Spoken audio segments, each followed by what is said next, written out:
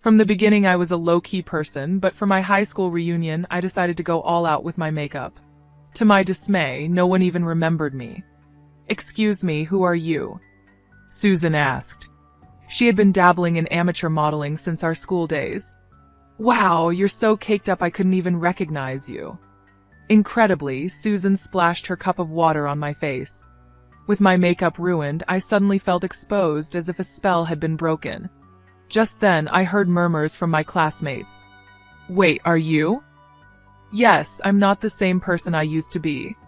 My name is Linda, a 20-year-old literature student at a private university. While many college girls are into fashion, I've never had an interest in it. I'm still that low-key person. People say you'll get into fashion in college, but that never happened to me. Even now, I look the same as I did in high school. I only tuck my hair behind my ears when eating. Otherwise, my face remains mostly hidden, and that's fine by me. Being inconspicuous, almost like air, suits me perfectly. I've loved reading since I was a kid. In elementary school, while everyone else ran to the playground, I headed to the library. I can't remember if I loved books first or if I went to the library to fill a lonely void, but I definitely love reading. Inside books, there's a world that I don't know about. Books add color to my otherwise monotonous life. Reading was my only hobby, especially since I wasn't good at sports or socializing in high school. Reading alone wasn't enough, so I started writing novels. I would hide behind my long hair and secretly observe people for story ideas. In my world, exciting things were always happening, things I would never experience. Just like reading books, observing the real world was fascinating. "Linda, tuck your hair behind your ears. No one can talk to you if they can't see your face." Well, I guess I'm the only one who would. Susan, who was way out of my league, would occasionally come over to my desk to talk. She was an amateur model known as the rich high schooler. I never understood why Susan picked on me, but she wasn't bullying me, just teasing. She was indeed pretty and wore high-end brands, but she never became material for my novels, so I ignored her. My hobby of writing novels, which began in high school, continues to this day, and I even post my works online. One day after college, I dashed off to a publishing house in Boston. The scenery from this unusual train ride seemed more vivid than ever. Oh man, I'm so nervous. For the past week, my heart had been racing, and it's all I could do to keep my composure. My heart was pounding, reaching its peak now. "Next, please." "Nice to meet you. I've been a fan of Miss Amanda since middle school." I poured my feelings into those words, probably speaking more openly than I ever had before. By the way, Miss Amanda is the author Amanda, whom I adore. Today, her new book launch event is happening at this publishing house. "You have a way with words, dear. Thank you for loving my work so much. Keep challenging yourself to broaden your horizons," Miss Amanda said, signing her new book for me. As I walked away, still on cloud nine, a man near the entrance of the publishing house stopped me. Little did I know that this encounter would change my life. He handed me a special makeup set, and oddly enough, it sparked an interest in makeup, something I had never cared about before. From then on, I started waking up a little earlier to do my makeup before going to college. It's strange. When I put on makeup, my face naturally brightens and my perspective broadens. I realized that the world, which I thought was always the same, actually changes from moment to moment. Makeup isn't just about looking good, it's more than that. One day, as I was enjoying this newfound joy and curiosity, I found an invitation to my high school reunion in the mail. A reunion? The old me would have sighed and wavered over whether to attend, but now I felt a slight urge to go. Inspired by Miss Amanda's encouragement to keep challenging myself, I decided to attend. On the day of the reunion, I opened the makeup set and discovered an array of eyeshadows, lipsticks, and blushes I had never used before. Should I go a bit more glamorous for the reunion? I selected some bold colors I usually wouldn't dare try. Before I knew it, I had applied heavy makeup, looking more like a stage actress than my usual self. Well, no one will remember my face anyway, I thought, slipping into a new dress I had bought for the occasion. Technically, you need my agency's permission to take a photo with me, but I'll let it slide today, someone said when I arrived. Susan was already the center of attention, tipsy and more flamboyant than ever. She had transitioned from amateur modeling to professional, gracing magazine covers that I had seen a year ago. Impressive, indeed. While I didn't necessarily want to be like Susan, I admired her for boldly expressing herself.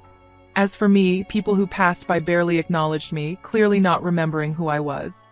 I guess that's to be expected, I thought. Why would they remember someone they never spoke to? It's a predictable reaction. I felt the pang of sadness. Excuse me, who are you? Susan, noticing me standing at the entrance, sauntered over with a cup of water. She peered closely at my face, chuckled, and then, in an instant, something cold splashed across my face. Hey, what are you doing? In a blink, I was soaked. Susan had tossed water from her cup onto me. The room fell silent. I can't even recognize you with all that overdone makeup, Susan's voice rang out, unbothered by the reactions around her. She showed me the empty cup with a laugh. What just happened? It's so cold. What does my face look like now? I dabbed at my face with a handkerchief, only to see it smeared with makeup. So my makeup is ruined, I thought. I suddenly felt exposed, as if a spell had been lifted. Then I heard murmurs from my classmates. Hey, haven't we seen her on TV? Wait, are you related to Thomas? Before I knew it, a crowd had gathered around me. Susan looked even more surprised. And at a loss for words, you see, I had recently made my TV debut. On my way back from Miss Amanda's book launch, I had an unexpected encounter with Thomas, a world-renowned makeup artist. He had been conducting an interview in another room at the publishers. Thomas's show is a top-rated program in the beauty genre, and even I, despite knowing little about beauty, had heard of him. When he approached me near the entrance after the event, I was stunned. I'm borrowing her, he said, grabbing my arm and leading me to an empty conference room, unfazed by my surprise. Don't worry. I'll give you a makeover. Thomas seated me, removed his glasses, and transformed my look in just a few minutes. Finally, he styled my hair. Take a look. I was stunned when I gazed into the hand mirror he handed me. Wow, I look beautiful. Even the staff from the publishing house were taken aback by my transformation. How about becoming my exclusive model? What? Exclusive model? I instinctively shook my head at the unexpected offer. Why not? Meeting you here today is fate. I'm so proud of how stunning you look with my makeup. Let's inspire women around the world together. I was grateful for the incredible makeover and thrilled to meet someone so renowned, but the idea of standing out made me uneasy. I've always lived my life avoiding the spotlight and felt comfortable that way. Sensing my hesitation, Thomas slowly shook his head. You should believe in your potential and have the courage to step into the wider world. Think about it. With that, he gave me his contact information and a custom makeup set. That's the makeup set I'm using now. 4 days afterward, Thomas's words lingered in my mind. Not just him, but Miss Amanda had also encouraged me to broaden my horizons and embrace new challenges. Maybe it was time to give it a try. I made up my mind and called Thomas. From that moment on, I entrusted everything to him. One thing led to another, and I became a regular model on Thomas's show. On the show, I revealed my bare face and underwent a stunning transformation thanks to his expertise. It seemed that someone here had seen that episode. Oh, it's Linda. You're Thomas's exclusive model. That's amazing. Tell us your story. My classmates began to crowd around me, eager to hear more. I have a better modeling career than you, Susan's voice, dripping with resentment, cut through the excitement. She glared at us from the edge of the group. My classmates, who had witnessed Susan splash water on me, exchanged looks of disdain. You should thank me. I'm the one who took off your overdone makeup so people could actually recognize you. Susan showed no sign of remorse. That's when Charles, the class heartthrob, stepped in front of her, brandishing his phone. Susan, you're so predictable. Most of your Instagram photos are stock images, aren't they? What are you talking about, Charles? That's not true. Well, the American story you posted about recently has been under renovation for months, and someone saw you in a mall just a few hours before you claimed to be in Paris. Charles continued to press Susan, who was visibly flustered. You're not actually getting any modeling gigs, are you? That's really mean, Susan, clearly shaken, couldn't handle the cold stares from our classmates and stormed out of the room. "Lies have a way of catching up to you," one classmate murmured. Later, I heard that many classmates had been following Susan's Instagram and were growing weary of her fake posts. "Linda, you dropped this earlier." Charles handed me Miss Amanda's book, which had fallen out of my bag when Susan splashed water on me. "Thank you." After that, I ended up talking more with my classmates than I had in all 3 years of high school.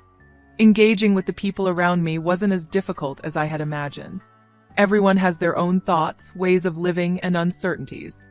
I knew this, of course, but hearing it firsthand was different from reading about it in a book. I'm glad I attended the reunion and truly grateful I found the courage to go. As for Susan, I heard she was let go from her modeling agency. A video of her splashing water on me at the reunion had gone viral, leading to a public backlash. Social media can be unforgiving. While I question the person who posted the video, I hope Susan learns to live authentically and without deception. 3 years have passed since then. "Linda, could you come over now?" The call led me back to the publishing house where, 3 years ago, I first met Thomas and spoke with Miss Amanda. That day, in this very place, my life changed dramatically. Lost in thought, I heard a voice behind me. "Are you Miss Linda, the writer?" "Yes, that's me." "Your novel is going to be published. You're making your debut as a novelist." "Really?" I was so surprised that I kept asking for confirmation. Since gaining confidence, I had been submitting my novels to the publishing house. One of them had caught the attention of the higher-ups, and now it's going to be a book. "From now on, you'll be a beauty expert and a writer. You'll be quite busy. We'll schedule a meeting for next week. Looking forward to working with you, Miss Linda." "Likewise, thank you." Being called a writer still feels a bit surreal. Will I ever get used to it? Probably not. I remind myself never to forget where I started. As I stepped outside, the warm glow of the sunset wrapped around me. The building housing the publishing company was also bathed in the colors of the setting sun. This place holds a special significance for me. I'm grateful I took that courageous step back then. Otherwise, I might still be hiding behind my hair, confined to a limited world. I wouldn't have been able to witness this beautiful view or be part of the exciting things unfolding around me. Books remain my cherished companions, but now I want to write stories that inspire those who, like me, need a bit of courage. Facing the setting sun, I made that resolution. Good morning. Good morning. I hope we find a great venue today. Yeah, today I'm out venue hunting for a wedding with the man who recently proposed to me.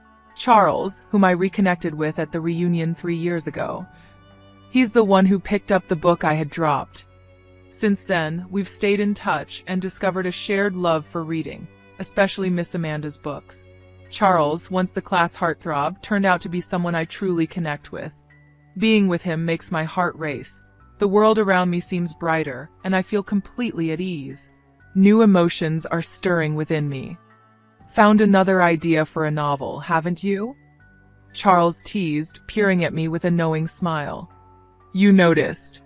Come on, let's focus on today. No work talk. Our wedding is our own special story. Let's not turn it into a novel. Oh, come on, let's share our happiness.